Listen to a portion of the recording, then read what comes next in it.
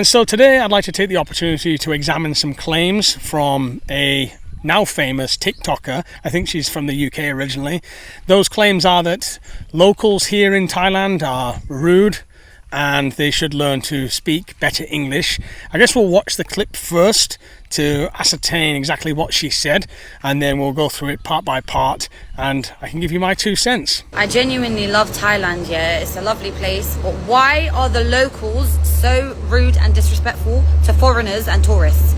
Like, I've been to Turkey was pretty bad, even in Egypt it's pretty bad, but I'm sorry, Thailand tops it all. So first impressions are that she's probably not been in Thailand very long, and for that she can be forgiven. Of course, you can have an opinion on Thailand and your experience here as a tourist. You don't have to have lived here for many years, and I think you're perfectly able to have that opinion. But one thing that strikes me straight away is that she said that she's had similar experiences in Turkey and Egypt, and so I would say that perhaps the problem is not so much with here, the place, but actually you yourself. My initial impressions of her is she comes across as a little bit aggressive, and I can imagine that if she was to speak to my wife, for example, who doesn't like confrontation at all, my wife would probably shut down also, and that may come across as kind of rude or dismissive, but that for her would be a better choice than facing that aggression that she's just not used to, and a lot of Thais just don't really want to deal with. You don't get that in public in Thailand, certainly here in rural Thailand. You don't have a lot of aggression. People are generally soft, kind and friendly. There is also the angle that perhaps they are shy because their English may not be very good, and so they may worry about speaking in English, and they kind of shut down. In order to save face, they kind of turn away. They don't know how to respond.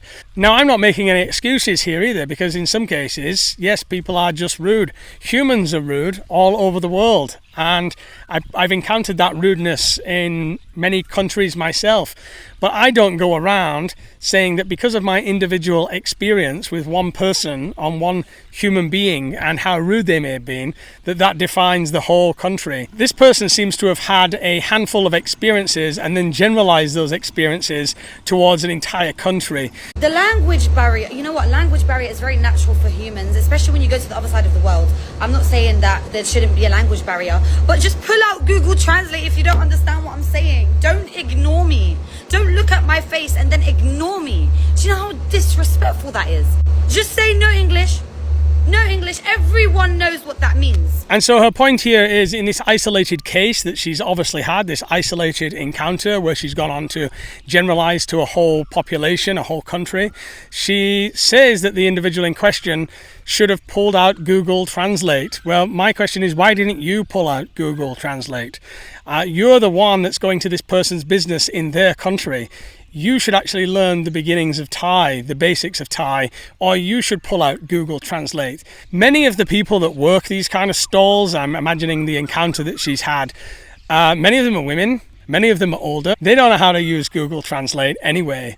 You're talking about people that are selling, I mean, I don't know what she was buying, but you're talking about people that are selling smoothies or shakes or fruit and things like that. They're not the most technological. They probably don't even know you can do Google Translate, and they certainly don't want to take the time in their busy day to pull it out and to try to work out exactly what you're asking them. It's better to put your inquiry into Google Translate and then translate it to Thai for them, and it's going to make your day easier. So I'd say it's absolutely disrespectful for you to make that accusation without having the kind of self-awareness to think that maybe I should do that in the first place. It also screams of the entitlement of a TikTok or social media influencer that they expect the whole world to revolve around them. And rather than putting that positive energy out into the world so that maybe things do revolve around them a little bit more, they think they can meet the world with absolute disrespect, absolute non-self-awareness, absolute entitlement, and yet receive a positive response and reply. And I think the TikTok video itself is just further evidence to this person's non-self-awareness. A lot of people that are working these stalls are working on tiny incomes. they're probably dealing with stress in their life, stress of getting their kids to school, stress of getting up early in the morning and trying to make ends meet, stress of dealing with the constant interactions of people that are on holiday and, by the way, speak many different languages, not just English. They are faced with Russian, they're faced with French, they're faced with Israeli, they're faced with multiple nationalities all day long. Are they supposed to keep whipping out Google Translate to get every language, or does English get some special place for them? Really take some time and think about the situation that these people may be in, the people that you're interacting with. Maybe they grew up in a rural Isan village where English isn't even offered to you at school as a second language in many schools, and so you don't really have any opportunity to learn it other than people coming to your stall every day, and maybe you're learning it little bit by bit. Maybe you're shy and you worry about your English. Hell, I've been here for 16 years and I speak Thai semi-fluently, let me say, but I'm still shy about pronouncing Thai in many ways. Even if you don't know one word of English, I'm pretty sure you know no English. You know what that means. Please fix up your rudeness with the tourists because we will stop coming. Honestly, I love this place. The sun's shining and a lot of locals are lovely, but the majority of you are the most disrespectful people I've ever met in my life. Hands down. So as to her first comment, for a Thai to just say no English, especially somebody that's selling you at a stall, can you imagine if somebody actually did say that to you? You're just like, oh, excuse me, I'd like to buy some watermelon, and they're just like, no English. That response would be like, you're not welcome here. You know, I'm not going to sell you anything. Then she goes on to say, the majority of locals. You haven't met the majority of locals. I haven't met the majority of locals. I met a small fraction in a small social milieu that involves similar interactions of shopping and somewhat friendships. You haven't met the locals that are working in the factories. You haven't met the locals that are working in many of the hospitals and the admin jobs and the teachers, and you haven't met the majority of locals here. I know it goes without saying as well that all the years that I have lived here, I very rarely had a negative interaction with a local. Let's say in a given day, I have 5 interactions with locals. So you're talking 35 interactions a week. Let's just call it around 100 per month, 1,200 per year.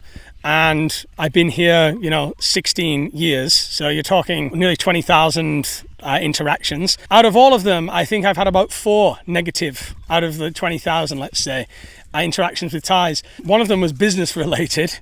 And so it was a different context. And another one was a drunk guy that was absolutely drunk and started shouting at me for some reason and saying nasty things to me. But yet all the other, say 20,000 interactions were positive. And I'll equally say on the other side of that scale, there've been interactions where, for example, I had a broken motorbike. It completely needed to be fixed. I was in the middle of nowhere and some Thai people came. They lifted the bike up, put it on their car, drove me to a garage nearby and helped me get it fixed and didn't ask for anything. I've told the story on the channel before where I left my wallet in a minivan and I met some Thais and they let me stay at their house and sort out Western Union later. I've left wallets in other places too, and passports and phones. They've always been returned to me.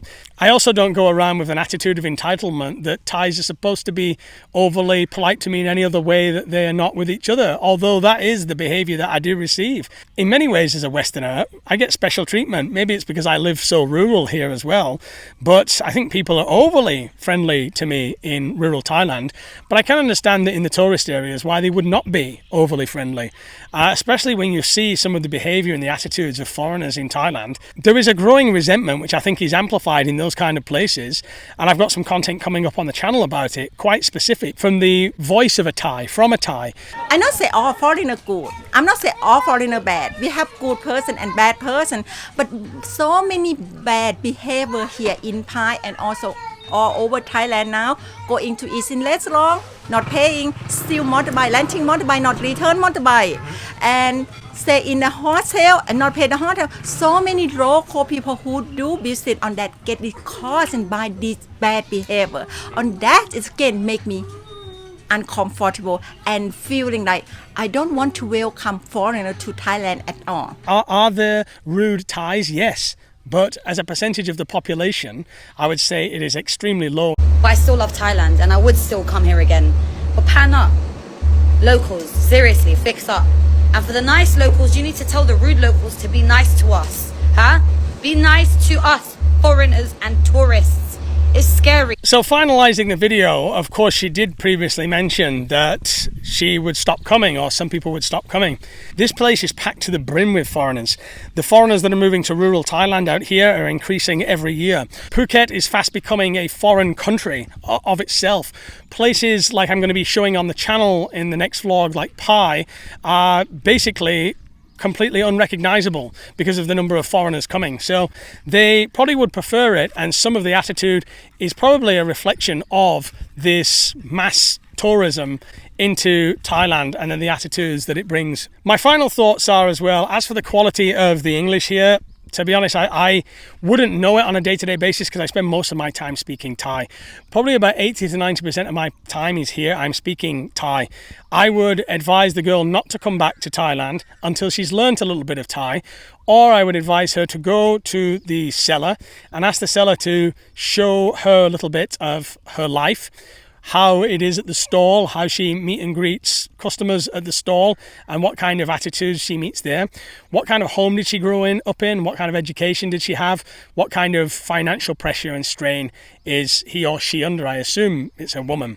I guess we'll never know. But I would also say to her, take a long, hard look at yourself and ask, is it the whole Thai population here that is the problem? Or was it a single interaction and perhaps it's based more on your behavior and what you're putting out rather than the behavior of the Thai people?